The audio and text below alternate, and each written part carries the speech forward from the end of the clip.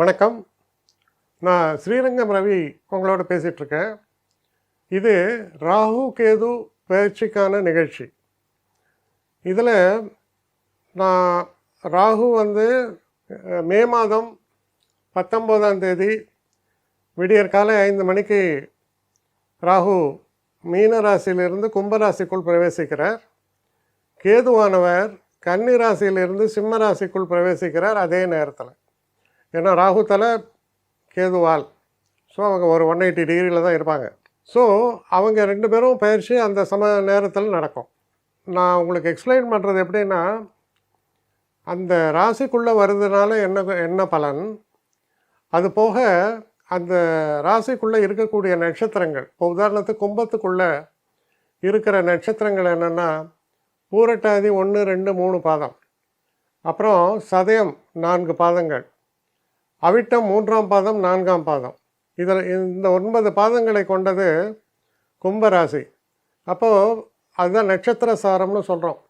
அப்போது பூரட்டாதி நட்சத்திரத்தில் என்ன பலன், சதயத்தில் என்ன பலன், அவிட்டத்தில் என்ன பலன் அப்படிங்கிறத சொல்கிறேன். அதே போல் அடுத்த அதோடைய 2ஆம் பகுதியாக கேதுவுடைய பயிற்சி எப்படின்னா, முதல்ல உத்திர நட்சத்திரத்தின் முதல் பாதம், அதுக்கப்புறம் பூர நட்சத்திரத்தின் 4 பாதங்கள், அதற்கப்புறம் மகன் நட்சத்திரத்தின் 4 பாதங்கள். ஸோ இதெல்லாம் முடிஞ்சு அவர்கள் இருவரும் அடுத்த பயிற்சி எப்போ நடக்கிறது அப்படின்னு பார்த்தீங்கன்னா 5th டிசம்பர் 2026ஆம் வருஷம். அப்போது இவங்க என்ட்ரி பண்ணுறது 19th மே, இதுலேருந்து எக்ஸிட் ஆகுது அப்படின்னா அது 5th டிசம்பர். ஸோ இந்த காலகட்டத்தில் நடக்கக்கூடிய விஷயங்கள் என்ன அப்படிங்கிறத நம்ம இப்போ சுருக்கமாக பார்க்கலாம். நிகழ்ச்சிக்கு போகலாம். விருச்சிக ராசி நேயர்களை பொறுத்த வரைக்கும் 5ஆம் இடத்தில் இருக்கக்கூடிய ராகு 4ஆம் இடத்திற்கு பயிற்சி அடைகிறார். 11ஆம் வீட்டில் இருக்கக்கூடிய கேது 10ஆம் வீட்டிற்குள் நுழைகிறார்.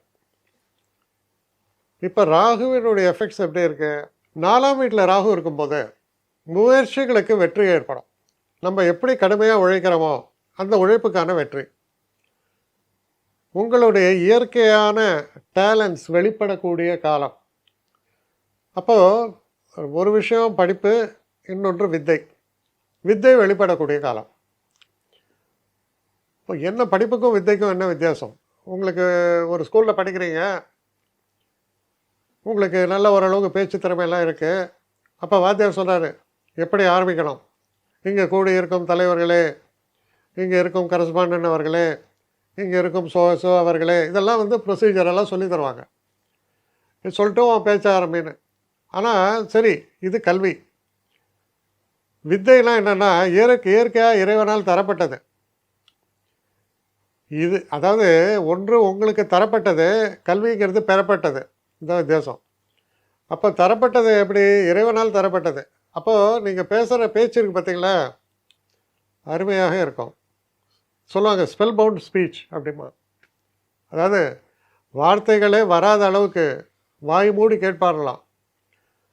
இது இறை அருள். அப்போ ஏற்கனவே உங்கள்கிட்ட இருக்கக்கூடிய திறமை வெளிப்படக்கூடிய காலமாக இது அமையும். 4ஆம் இடத்தில் ராகு போகும்போது முதல்ல ராகுவுடைய சாரத்தை நம்ம பார்க்கும்போது அவர் இருக்கக்கூடிய சாரம் என்ன? குருவினுடைய சாரத்தில், அதாவது புரட்டாதி நட்சத்திரத்தில் 19ஆம் தேதி மே மாதம் தொடங்கி இது 24 நவம்பர் மாதம் வரைக்கும் அங்கே இருக்கார். இந்த ஒரு காலகட்டத்தில் குருவினுடைய சாரத்தில் இருப்பதால் ரொம்ப சந்தோஷத்தை அனுபவிப்பீர்கள். அதாவது நேச்சுரல் டேலண்ட்ஸ். இப்போ ஒரு கேம்ஸில் போகிறாங்க, எல்லாருக்கும் கற்றுக் கொடுப்பாங்க. கேம் தெரியும், இப்படி விளையாடணும், டென்னிஸ்லாம் இப்படி விளையாடணும், கிரிக்கெட்லாம் இப்படி விளையாடணும், கோச் கற்றுக் கொடுக்குறான். கற்றுக் கொடுத்தவன் எல்லாரும் வெற்றி பெறுகிறானா? இல்லை. அதுக்குன்னு சில பேர் தான் இருக்காங்க. கன்சிஸ்டன்சி வேறு. முன்னால் கவாஸ்கர்னோ, அதுக்கப்புறம் டெண்டுல்கர்னோ, இப்போ கோலி சொல்கிறோம் இல்லையா, அந்த திறமை அதுதான் நமக்காக இறைவனால் தரப்பட்டது. அதுக்கு ஒன்றுமே பண்ண முடியாது, எந்த கோச்சாலும் கற்றுக் கொடுக்க முடியாது. அதெல்லாம் இப்படி விளையாடலாம்னு சொல்லி தருவோம், அதை பேசிக்காக அவங்க ஃபாலோ பண்ணலாம். உதாரணத்துக்கு சொல்கிறேன். அதே மாதிரி இசைக்கலைஞர்கள் சில பேர்லாம் புதிய பரிமாணங்களுக்கு செல்வார்கள். 82 வயசில் இப்போ நம்ம இளையராஜா அச்சீவ் பண்ண போல் புதிய பரிமாணங்கள். இது இறைவன் தந்தது. அப்போ 4ஆம் வீட்டில் ராகு போகும்போது இதை ஹைலைட் பண்ணி விடுவார். இது நடக்கும் உங்களுக்கு. அதில் குருவினுடைய சாரம். குரு உங்களுக்கு முக்கியமானவர், பஞ்சமாதிபதி. அவருடைய சாரத்தில் செல்லும்போது இதெல்லாம் வெளிப்படும். அடுத்து அவர் செல்வது அவருடைய சொந்த நட்சத்திரமான சதயம். அதில் 24 நவம்பரில் தொடங்கி இந்த வருஷம் 25வது வருஷம் 2025, 2026 ஆகஸ்ட் 1ஆம் தேதி வரைக்கும் இருக்கார். இந்த காலகட்டம் அவருடைய சொந்த நட்சத்திரம். எப்போவுமே ராகு இருக்கிற இடத்த ஹைலைட் பண்ணுவார். அப்போ அவர் இருக்கிற இடம் இது சனியினுடைய வீடு. சனி எங்கே இருக்கார்? 5ஆம் வீட்டில் இருக்கார். 5ஆம் வீட்டில் சனி இருக்கும் பொழுது குழந்தை பிறப்புகளுக்கு தடை இல்லை. உங்களுடைய செல்வ விருத்தி இதெல்லாம். சனி அப்படின்னா ஸ்திரமானவர், ஸ்திரத்தை தருபவர். அப்போது இந்த காலகட்டத்தில் நீங்கள் செய்யக்கூடிய காரியங்கள் நிலைத்து நிற்கும்னு அர்த்தம்.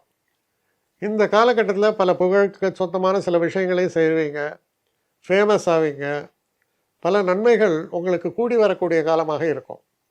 இது all the more evident after April May. என்ன காரணம்? குரு 9ஆம் வீட்டுக்குள்ளே போயிடுவார் கரஸ்பாண்டிங்காக.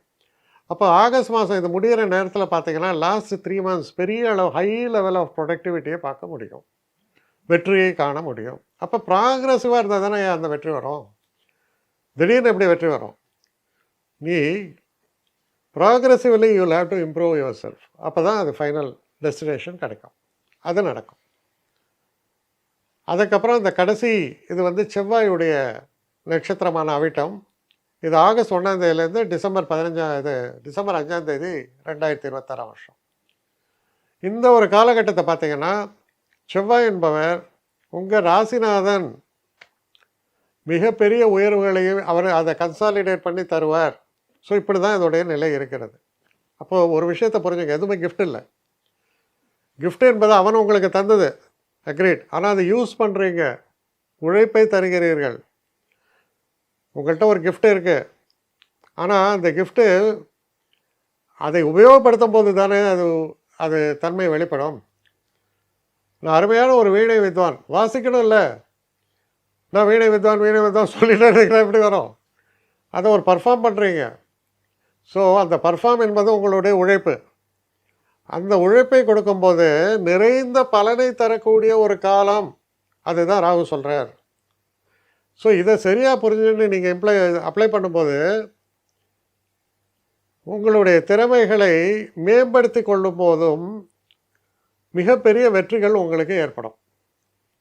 இதை கவனத்தில் கொள்ள வேண்டும். அதிர்ஷ்டம், எவன் சொல்லலாம் உங்களுக்கு அதிர்ஷ்டம் வரும்னு? ஆனால் திறமை இருக்கிறது. திறமையினால் நான் வெற்றியை காண முடியுமா? காண முடியும்.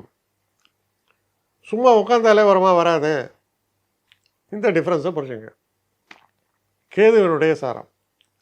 கேது என்ன பண்ணார்? 10ஆம் வீட்டில் போய் உட்காந்துருக்கார். 10ஆம் வீட்டில் கேது இருக்கும்போது எல்லாருக்கும் ஒரு வருத்தம் வரும்.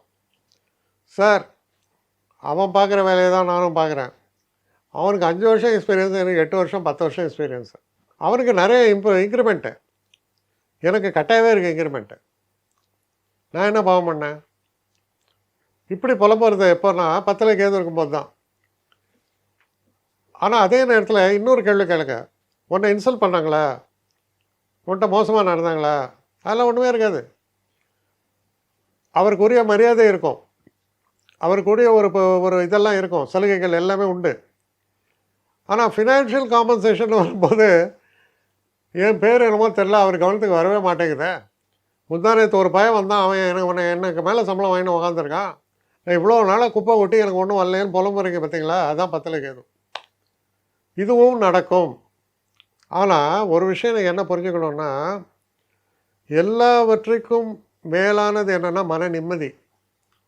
நிறையா சம்பாதிக்கிறேன், நிம்மதி இல்லை. நிம்மதி இல்லைன்னா வியாதி வரும். வியாதி வந்தால் பல பிரச்சனைகள் தொடர்ந்து வரும். ஆனால் நான் ரொம்ப பெருசாக சம்பாதிக்கலை, தேவைக்கு சம்பாதிக்கிறேன், மன நிம்மதியோடு இருக்கிறேன், மரியாதையோடு இருக்கிறேன். அது உண்மையான மகிழ்ச்சி. அப்போ மன நிறைவை தரக்கூடிய மகிழ்ச்சி என்பது நிலைத்து நிற்கும். அதுதான் 10ல் இருக்கக்கூடிய கேது. இப்போ 10ல் இருக்கக்கூடிய கேதுல சாரங்களை பார்க்கும்போது 19ஆம் தேதி மேலேருந்து 20 ஜூன் வரைக்கும் அவர் டிரான்சிட் ஆகக்கூடிய இடம் பார்த்தீங்கன்னா உத்திரம் நட்சத்திரம், சூரியனுடைய நட்சத்திரம். சூரியனுடைய நட்சத்திரத்தில் கேது போகும்போது என்னாகும், தொழில் சம்மந்தப்பட்ட விஷயங்களை உங்களை அவ்வளோவா கண்டுக்க மாட்டாங்க. நீங்கள் இருக்கீங்கன்றதே தெரியாது, அப்படி தான் இருக்கும். அடுத்து அவர் சுக்கிரனுடைய நட்சத்திரத்தில் போகிறார். அது எப்போனா ஜூன் மாதம் 20ஆம் தேதி தொடங்கி மார்ச் 30 வரைக்கும் 2026. இந்த ஒரு காலகட்டம் எப்படி இருக்கும்னா சுக்கிரனுடைய நட்சத்திரம். சுக்கிரனுடைய நட்சத்திரம் அப்படிங்கும்போது உங்களுடைய ரிலேஷன்ஷிப் நல்லாயிருக்கும். அது கிளையண்ட்டோடு இருக்கிற ரிலேஷன்ஷிப்பாக இருக்கலாம், இல்லை ஆஃபீஸில் இருக்கிற ரிலேஷன்ஷிப்பாக இருக்கலாம், இல்லை வீட்டில் கணவன் மனைவிக்குள்ளே இருக்கக்கூடிய ரிலேஷன்ஷிப்பாக இருக்கலாம். இதெல்லாம் திருப்திகரமாக இருக்கும், சுமூகமாக இருக்கும், நல்லபடியாக இருக்கும். ரெண்டாவது விஷயம், தேவையான சில விஷயங்கள்லாம் நான் வாங்கணும். உதாரணத்துக்கு நான் புதுசாக இப்போ ஒரு கார் வாங்க போகிறேன், நான் புதுசாக வீட்டுக்கு வந்து ஏசி போட போகிறேன், எவ்வளோ விஷயங்கள்லாம் இருக்கலாம் உங்களுக்கு. அதெல்லாம் நடக்கும், சௌக்கியங்கள் பெருகும். அப்படிப்பட்ட ஒரு காலம். சரி, எனக்கு சௌக்கியங்கள்லாம் பெருகிறது, ஆனால் நான் 100 ரூபா சம்பளம் வாங்குகிறேன். இந்த 100 ரூபா சம்பளம் 200 ரூபா ஆகுமா?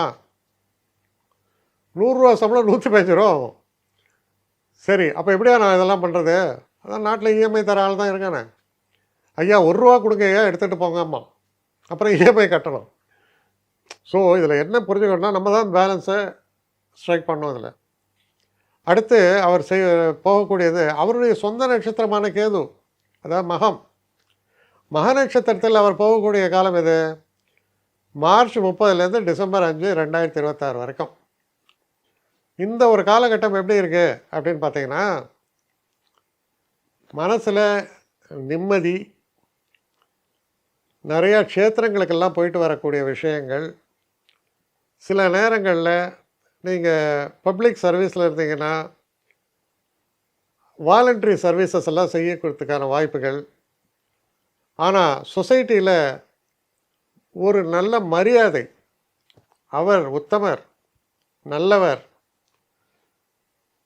சில பேர் ரொம்ப கோபமாக என்கிட்ட கேட்குறது புரியுறது. யோ, நல்லவன் சொன்னால் 1 கிலோ அரிசி தருவானையா அப்படின்னு கேட்பீங்க. ஆனால் 1 கிலோ என்ன, 10 கிலோ அரிசி உங்களுக்கு கொடுத்துட்டு போராமர் புறம்போக்குன்னு பின்னாடி சொன்னால் எப்படி? அதையும் யோசிங்க. அதனால் இதுவும் தேவை, அதுவும் தேவை. உங்களுக்கு எது தேவையோ அது நிறைவாக கிடைக்கும். 10ல் கேது இருந்தால் நீங்கள் வந்து வயத்தில் ஈரத்துணியை போட்டுப்பீங்கன்னு நான் சொல்லவே இல்லை. நிறைவாக இருக்கும். நிறைவுக்கு மேல் நமக்கு வரலேன்ற வருத்தம் அதுவும் உங்களுக்கு இருக்கலாம். ஆனால் இந்த காலம் உங்களுக்கு நிறைவையும் நன்மையும் செய்கிறது அப்படிங்கிறத உறுதியாக நம்புங்க. மன அமைதியை தருகிறது, நல்ல பெயரை தருகிறது. இது எல்லாமே உங்களுக்கு நடக்கக்கூடிய ஒரு காலமாக இது அமையும். தெய்வ அனுகூலமும் சிறந்து விளங்கும். ஸோ அப்படிப்பட்ட ஒரு நல்ல காலமாகத்தான் விருச்சிக ராசி நேயர்களுக்கு அமைகிறது. என்னை காண்டாக்ட் பண்ணணும்னு நிறைய பேர் நினைக்கிறீங்க. தயவு செஞ்சு என்னை காண்டாக்ட் பண்ணுறதுக்கு ஒரு மெயில் அனுப்புங்க, srirangamravi1@gmail.com. இது ஸ்க்ரீனில் பார்க்கலாம், இது அப்பியர் ஆகும். இந்த மெயிலுக்கு எனக்கு அனுப்புங்க.